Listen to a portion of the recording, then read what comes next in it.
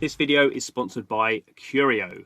Curio is an NFT platform running on the Ethereum blockchain.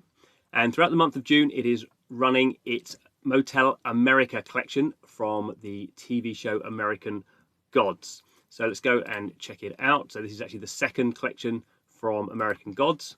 American Gods, the original fantasy book from Neil Gaiman, now a TV show for Amazon and Starz.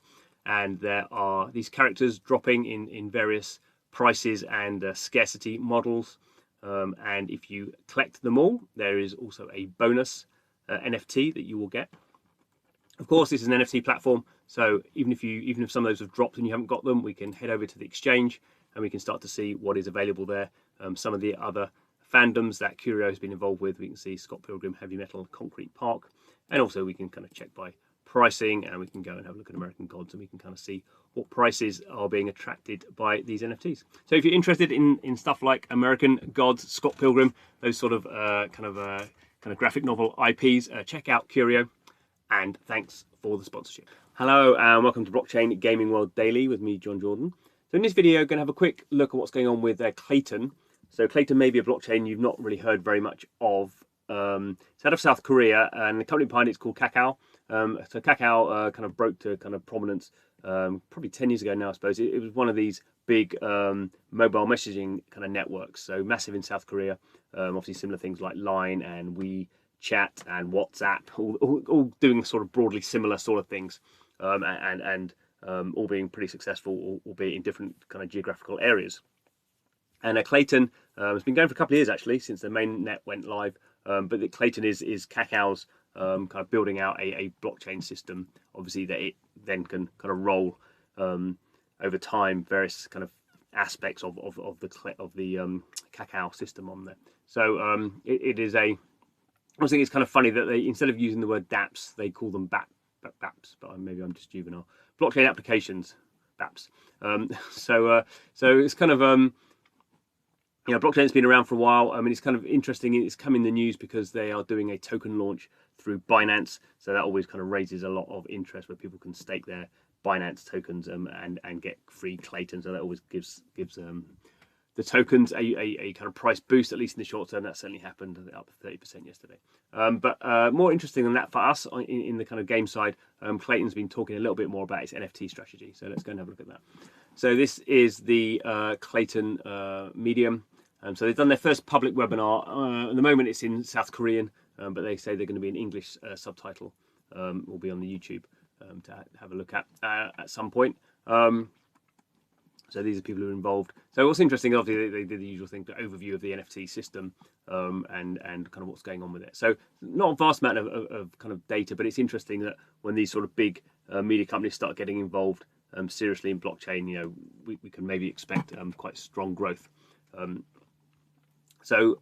KLATYN, Kakao built their own blockchain, so it's not like it's kind of a media company coming in and minting NFTs on Ethereum, which is fine, obviously. But they're taking it quite seriously. Obviously, the problem of coming up with your own blockchain is you have to sort of onboard people, and people, there is friction involved in getting people involved in another blockchain. So I don't know how easy it will be for people who use Kakao to sort of also have a wallet on KLATYN. But we'll have to wait and see. Anyway, we have Crafter Space. So this is the kind of NFT creation system on KLATYN. So KLATYN has been actually integrated into OpenSea for a while. If you actually look on OpenSea, you can kind of see that it actually supports Polygon and KLATYN. Maybe it's a few other blockchains as well. There's not really very much on there at the moment, I think, that anyone would do any trading on. I guess because they're very South Korean focused, the kind of the celebrities and the kind of artists and that sort of stuff who are sort of making these things are going to be more South Korean focused, I imagine, probably. But you can trade these NFTs on OpenSea, so that at least gives the potential for liquidity and people easily accessing these things. I guess what's more interesting here is we can see some ecosystem partners. So we have MyThames launching a social focused NFT platform, projects with a sporting NFT platform, and then we have this Kingdom Glory, an NFT blockchain game built on KLATYN. I've tried to find out more details about Kingdom Glory. I can't really find anything. I've not looked terribly hard. I've just done a Google. but can't find it. It could be that because kind of Kakao has its own kind of marketplace, that you probably have to, or maybe you have to access it directly through the sort of the Kakao app, and then that kind of takes you to it, and it's all sort of inbuilt within sort of Kakao as a platform. That would sort of make sense. Obviously, over time, KLATYN, they want to make KLATYN as accessible as possible, so they obviously want people who aren't necessarily using Kakao system to also access it. So I'll keep an eye on that and see what comes out of that. There's actually been quite a few South Korean companies kind of messing around with this sort of stuff. To date, unsuccessfully. So they've had these sort of mobile hubs where they put games in there.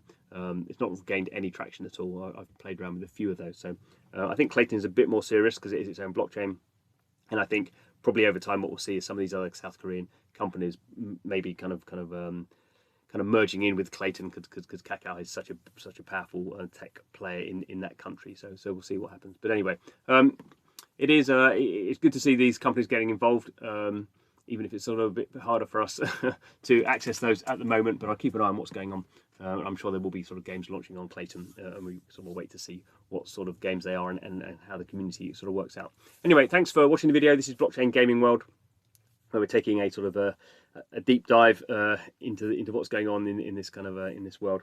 So if you're interested, please subscribe to the channel. But thanks for watching, and see you again soon.